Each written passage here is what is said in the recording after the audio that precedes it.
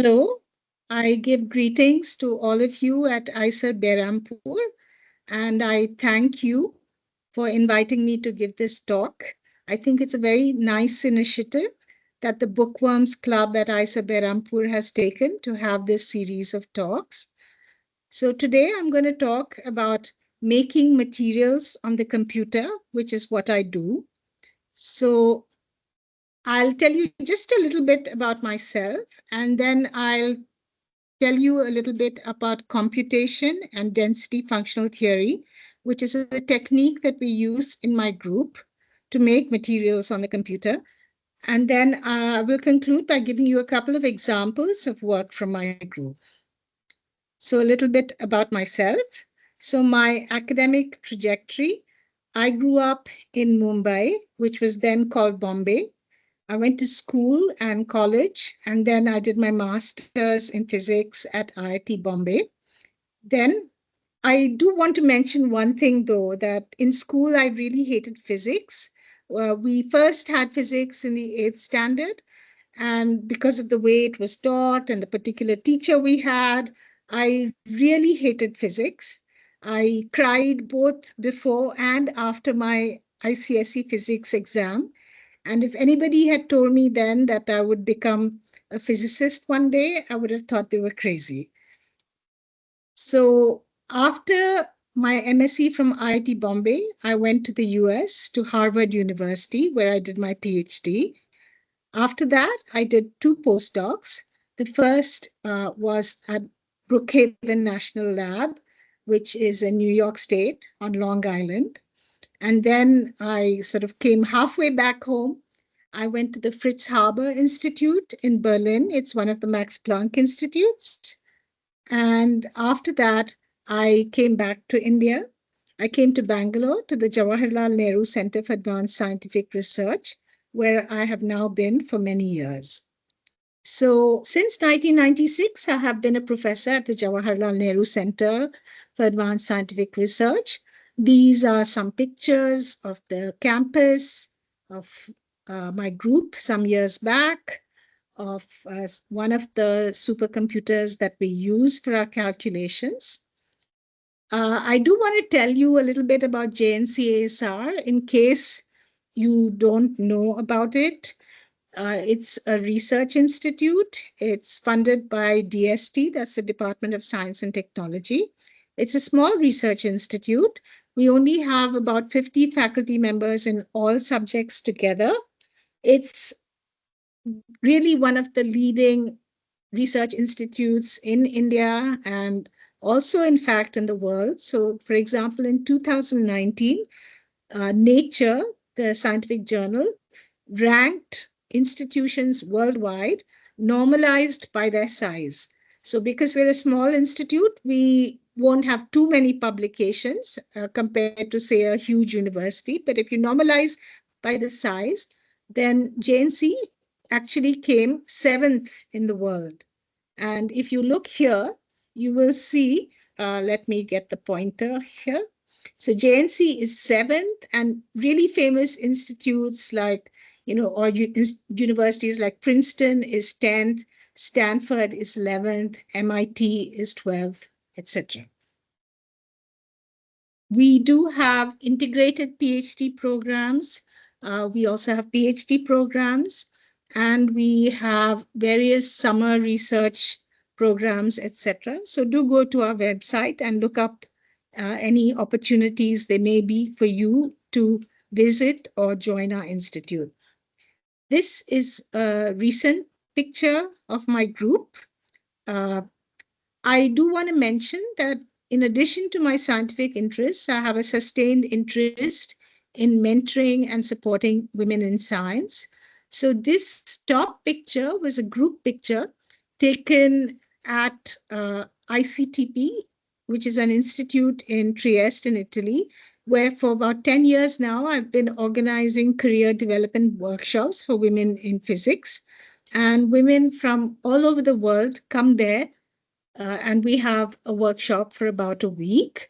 I do want to tell you that some very famous people are also there in this group. For example, here, this is Jocelyn Bell Burnell, who was the person who discovered pulsars. And in one of the cases that's supposed to be the biggest miscarriages of justice, she was not awarded the Nobel Prize for this. Instead, the Nobel Prize went to her PhD advisor, who had for a long time refused to believe her results. I also go a lot to Africa to teach and mentor students there. And this bottom picture was taken in Ethiopia, and it is with two of my mentees. This is Anne Justine Etindele, who is from Cameroon, and this is Vinnie Mweni Mulwa, who is from Kenya. And both of them now have lecturer positions in their home countries. What do I enjoy besides physics? I'm a little bit of a geek, so not terribly active pursuits of pleasure, but I like reading, I like writing, I like to set crosswords. Here is a picture of one of the crosswords I set. I like to paint. This is a drawing I did of my grandmother. I like to visit museums. I like to cook. I like to bake. This is a picture of a strawberry tart I made. I like to sew. I like to travel. I like to hang out with friends.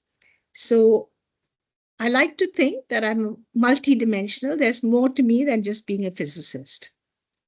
So now I'm going to talk about computation and density functional theory.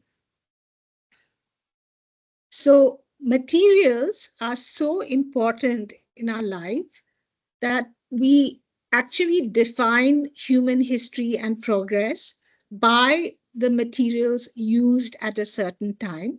So, for example, the great prehistoric ages are the Stone Age, the Copper Age, the Bronze Age, and the Iron Age.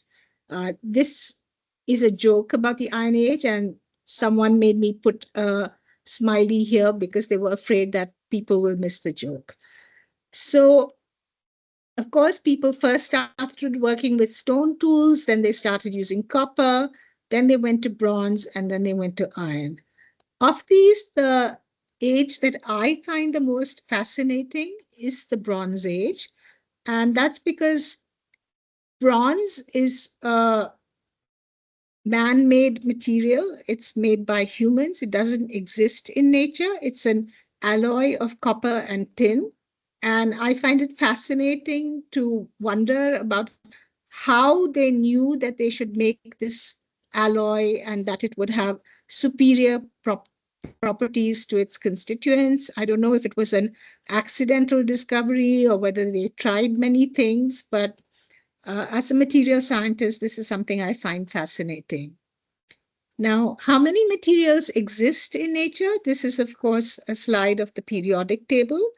We have 98 naturally occurring elements, and out of these, one can make compounds which occur in nature in the form of minerals, and there are about 4,000 naturally occurring minerals.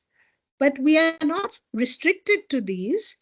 We can design new materials, and that's what material scientists do, or condensed matter physicists as well. So this is, of course, a periodic table that's been constructed out of Lego blocks. And the elements of the periodic table are like the building blocks that we use. It's our toy box out of which we can play. We can arrange them in different compositions, different arrangements, and get new materials.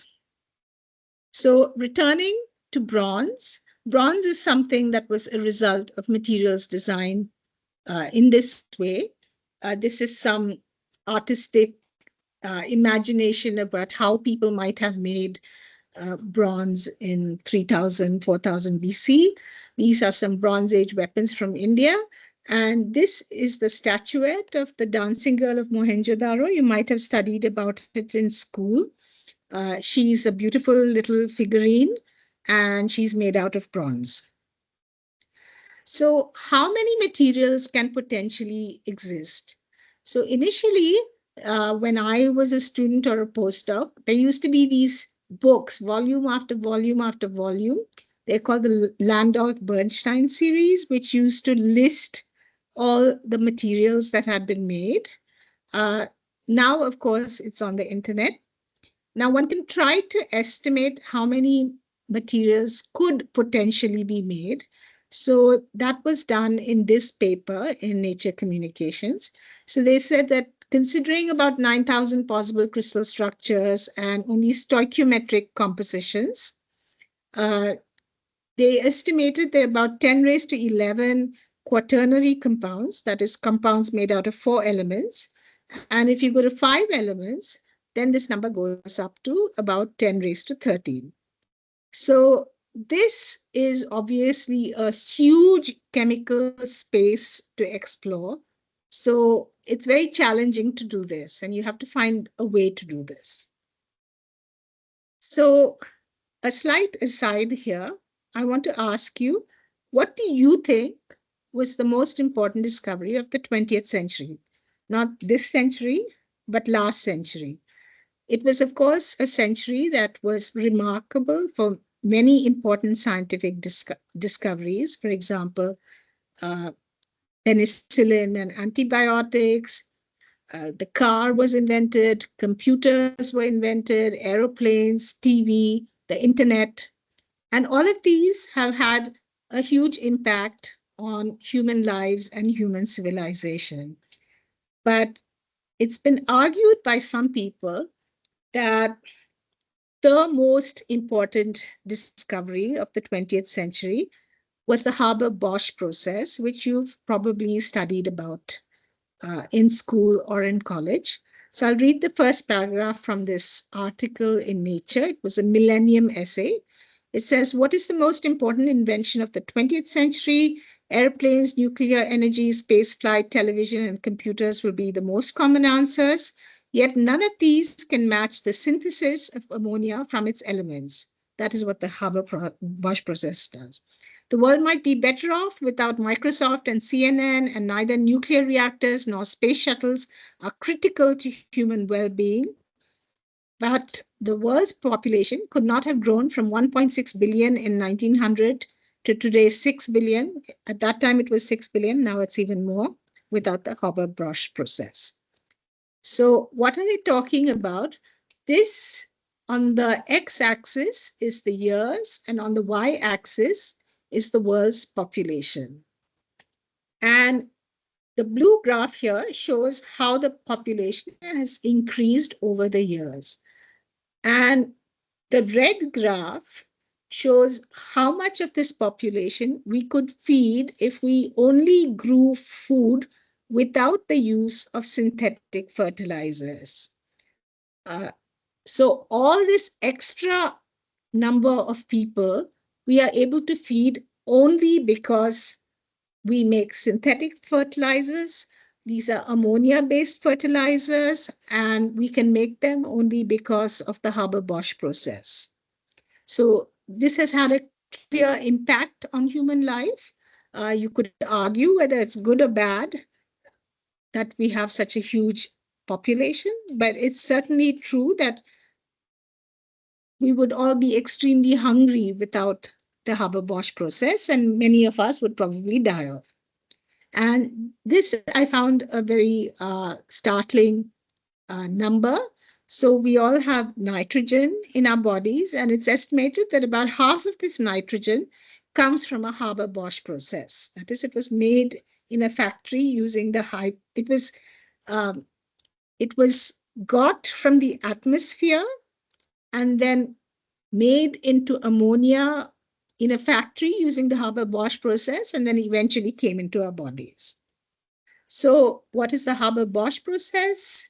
Just a reminder in case you've forgotten. It's a process where we take nitrogen from the air, combine it with hydrogen to get ammonia. So let me show you. Here are nitrogen and hydrogen molecules coming down. The pink molecules are nitrogen, green are hydrogen. The intramolecular bonds are broken. They combine to form ammonia, which then goes off. Okay. Now, for this to happen easily, for these bonds to break, they have to be adsorbed on the surface of a catalyst. So the question is, which catalyst should you use? So most factories use an iron catalyst, And this was decided after about 2,500 materials were tested. It's interesting to know that actually iron was not the most efficient catalyst, the best catalyst they found. In fact, Haber found that osmium was the best catalyst, but osmium is a very rare element in the sense that there's very little of it available. And so it didn't make commercial sense to use osmium. And therefore, we use iron, which is, of course, uh, widely available and not too expensive. But this approach, which is you just try material after material after material and see what works best, this is a sort of brute force approach, which is not very efficient, which is very expensive, which takes very long. In fact, by now, it's been estimated that about 250,000 materials have been tested in such an approach for the catalyst for the Haber-Bosch process. So what we want to do is we want to replace this trial and error or brute force method by what's called rational materials design, which I will explain to you. And for this approach, you need a to and fro between theory and experiment. So for that, let me talk a little bit about theory and experiment. Now, there's always been a slight tradition, not always, in, say, the last century or so, there's been a tradition of experimentalists and theorists in physics making fun of each other. So, for example, here in this cartoon, this theorist is saying, you experimentalists are inferior, you're just a bunch of stamp collectors. And then the experimentalist is responding, what do the theorists do that's so great? So I will just show you two examples of uh, experimentalists and theorists making fun of each other. Uh, so this one I found very funny. It's from Leon Lederman, who was a well-known particle physicist, experimentalist. And this is an experimentalist sort of dissing theorists. And he says, a theoretical physicist can spend his entire lifetime missing the intellectual challenge of experimental work, experiencing none of the thrills and dangers, the overhead crane with its 10-ton load, the flashing skull and crossbones and danger, radioactivity science. A theorist's only real hazard is stabbing himself with a pencil while attacking a bug that crawls out of his calculations. So I put this missing the intellectual challenge of experimental work in blue, because some theorists, of course, claim that there is not that much of an intellectual challenge in experimental work. And for those of you who are fans of the Big Bang Theory, you would have seen Sheldon Cooper often making fun of experimental physics, saying that it's the carpentry of the science world. And I just wanted to mention that this book is currently on the bestseller list, and it's in the genre that is disparagingly called chick lit, and I found it a funny and interesting book because the heroine of this book is a theoretical physicist who hates experimentalists, and the hero is an experimentalist who hates theorists. So here is an excerpt from the back cover of the book. It says, Jack Smith, the annoyingly attractive and arrogant older brother of a favorite client. Now, you may wonder why a theoretical physicist should have a client, but I'm not going to tell you. You have to read the book to find that out. Turns out to be the cold-hearted experimental physicist who undermined the reputation of theorists everywhere, and he's the same Jack Smith who rules over the physics department at MIT. Will falling into an experimentalist orbit finally tempt her to put her most guarded theories on love into practice?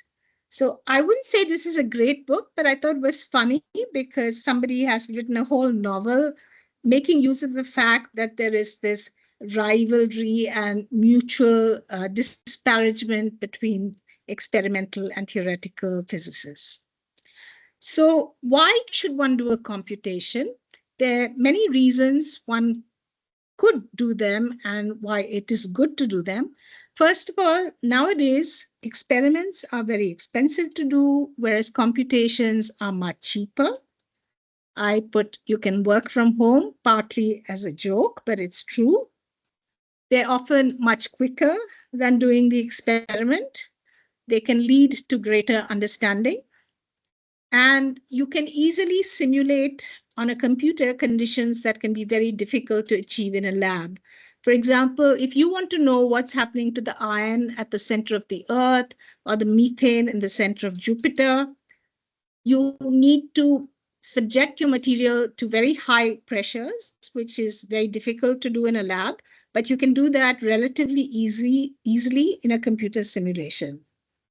You can switch off certain effects, for example, relativistic effects, magnetism, to get an understanding what it is that is responsible for the property you are seeing. Okay, so this is something you can't do in an experiment. And you can also make predictions for experimentalists to verify.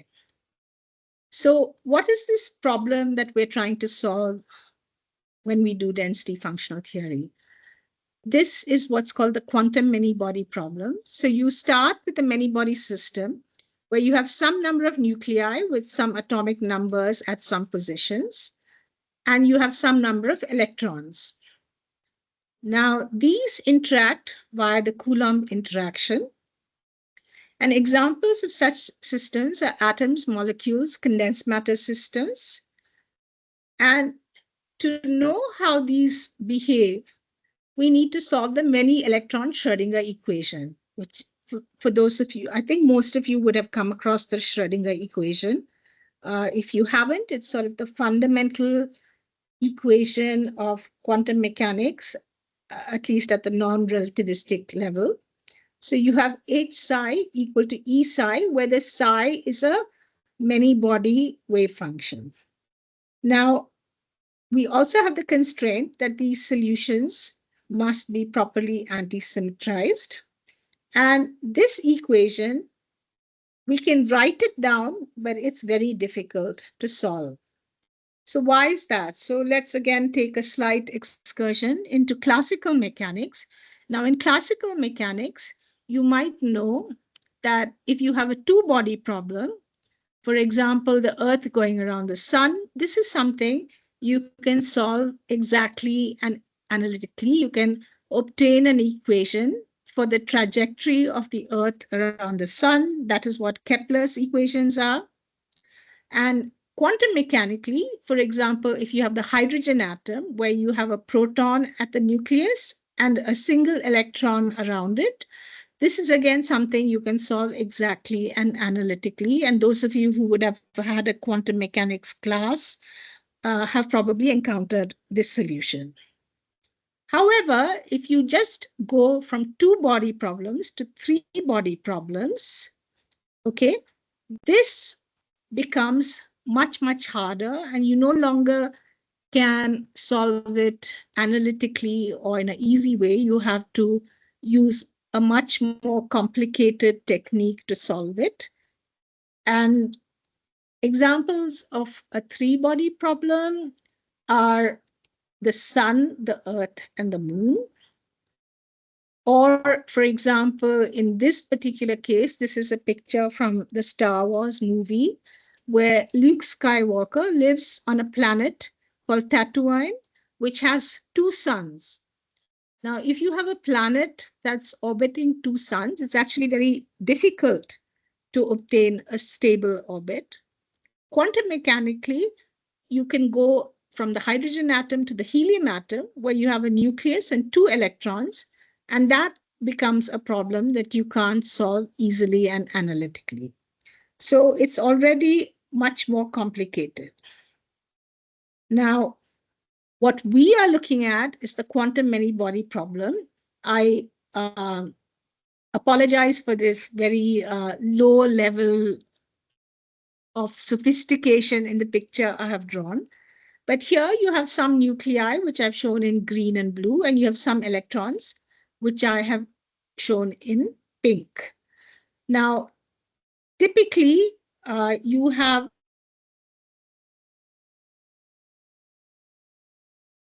in this system. So forget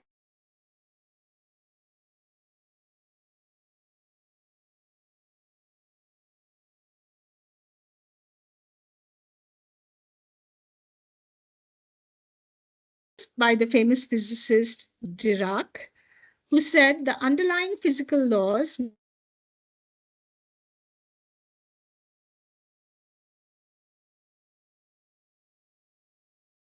only that the exact application of these laws leads to equations much too complex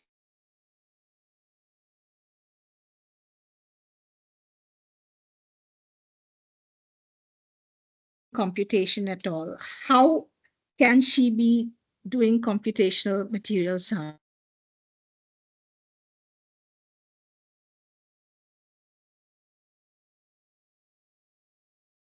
T solves the many body problem is it maps the many electron problem onto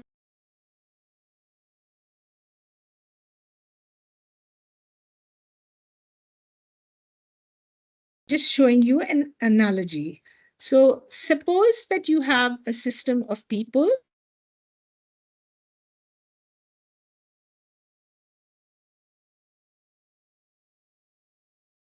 Red females are like electrons, and they have some complicated interactions among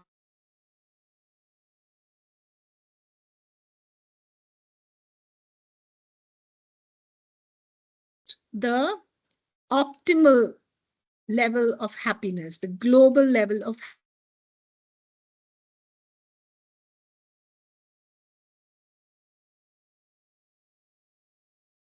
FT does is it replaces this problem by a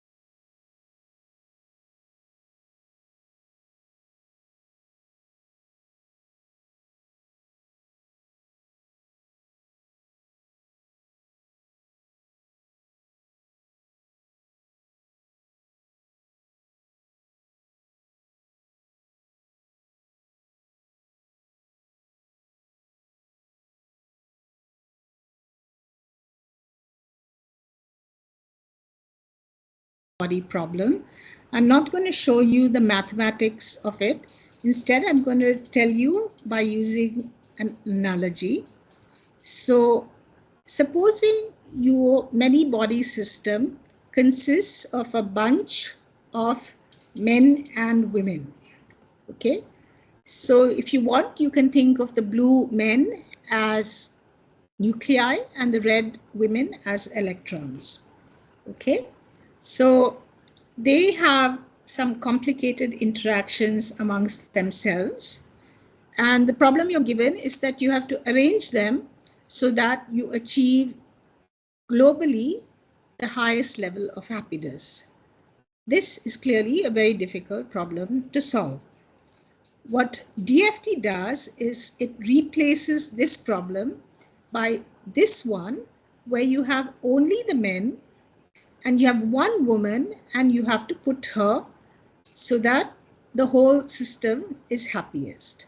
This is clearly a much easier problem to solve.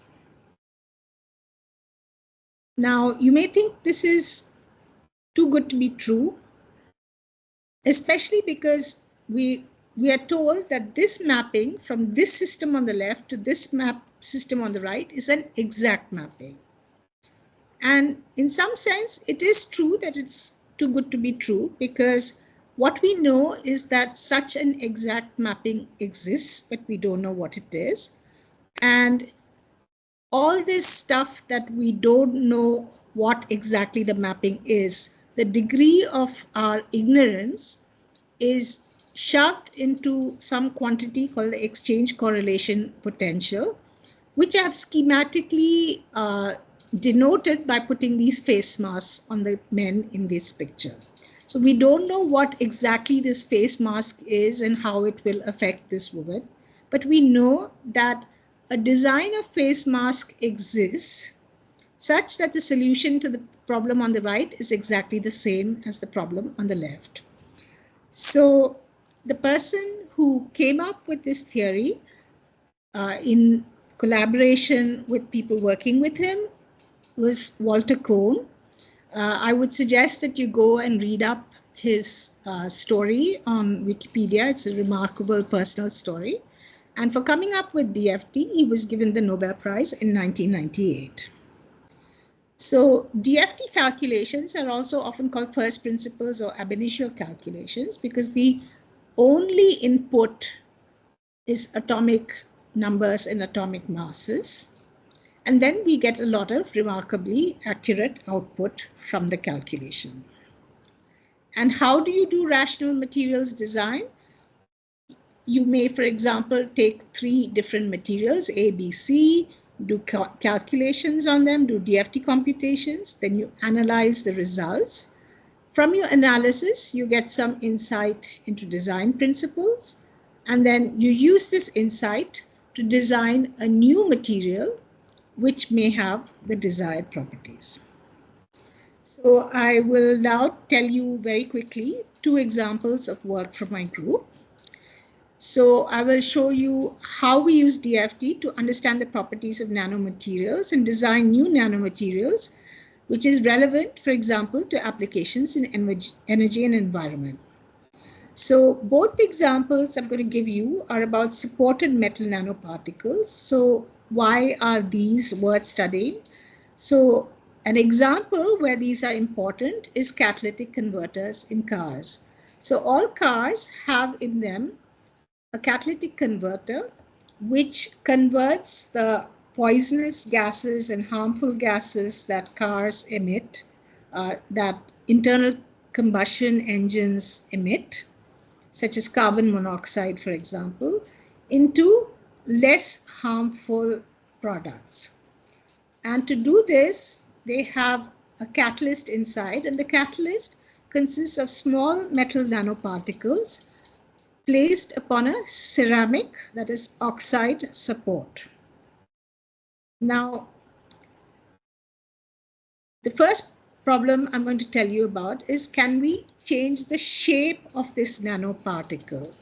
Okay, why do we want to change it?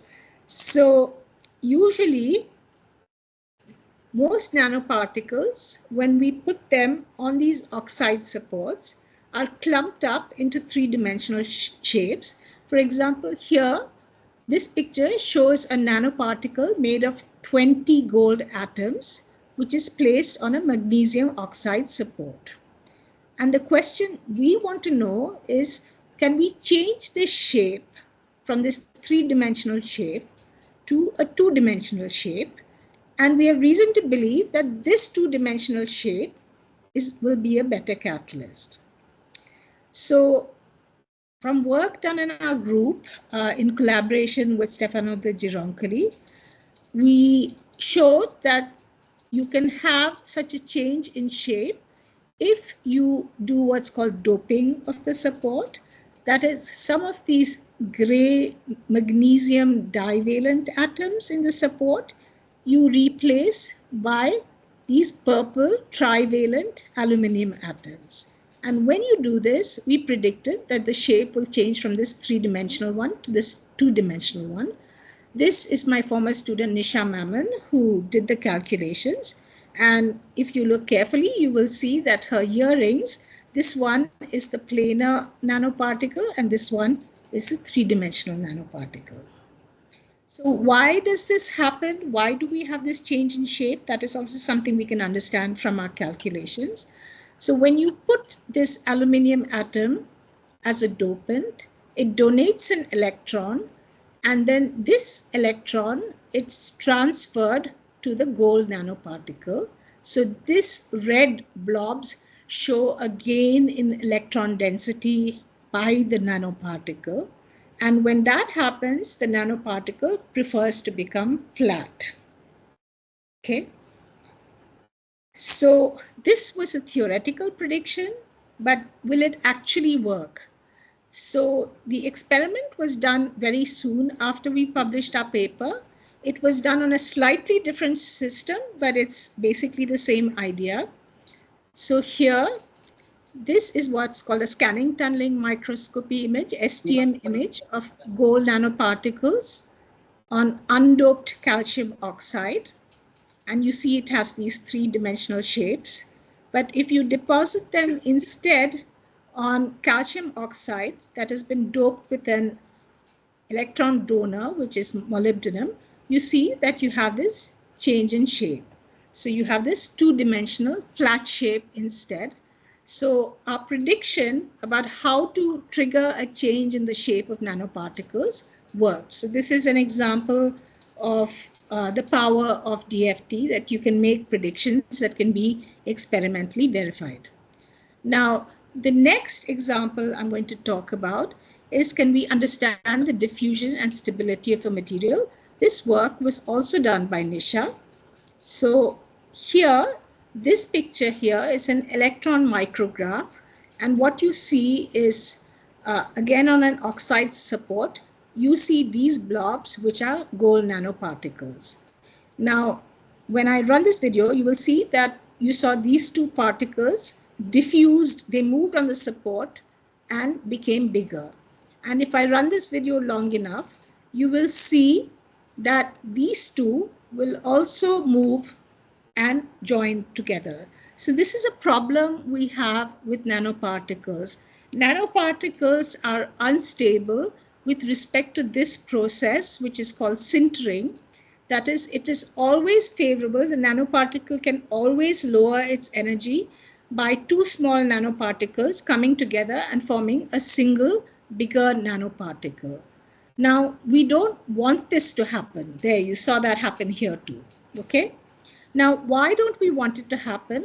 So here is an example. On the x-axis is the diameter of the gold nanoparticle. On the y-axis is how good a catalyst it is for this reaction, which is the oxidation of carbon monoxide. And you see, as the diameter of the nanoparticle becomes smaller and smaller, it becomes a better and better catalyst. So if you have this process of sintering, where you start out with small nanoparticles and they slowly become bigger and bigger and bigger nanoparticles, you lose your catalytic activity. Okay, so this is a degradation of your catalyst. So you want to study this process. You want it not to happen. So the ultimate catalysts are what are called single atom catalysts. So in this particular picture, there's single platinum atoms, these blue platinum atoms on a Sirius surface.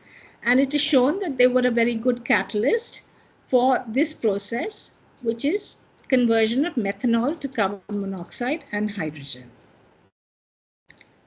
So here we've studied a single platinum atom moving on an MgO surface. It moves along the surface by a process called hopping. Now, this whole simulation, it's an actual output from a DFT calculation. It is not just some artistic imagination of how this happens. And as this happens, you can see that for it to move, you have to break bonds, and then only it moves. So that costs you some energy, and you can calculate as you go along this path how much energy you need to surmount.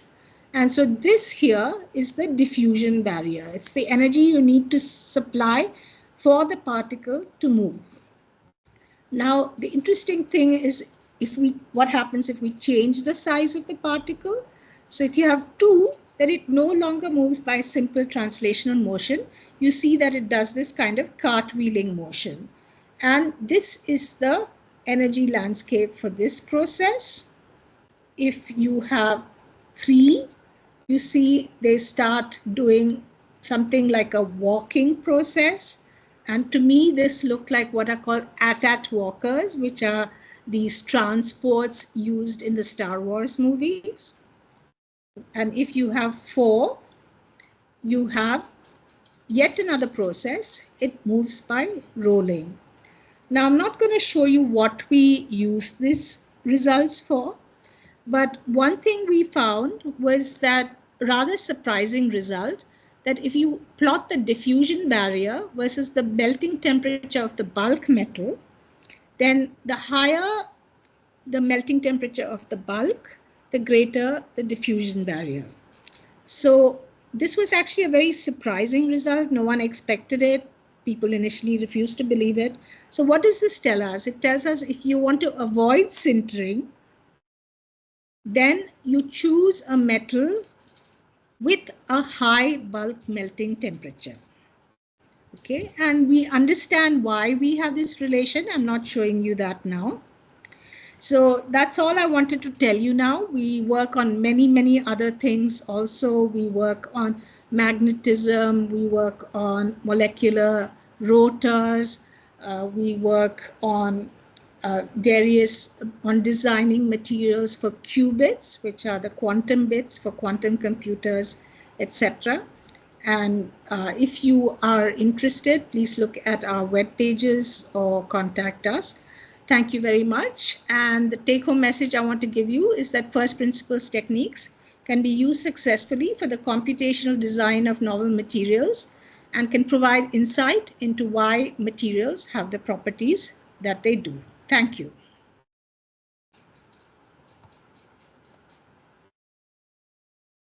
Ritam, I'm done.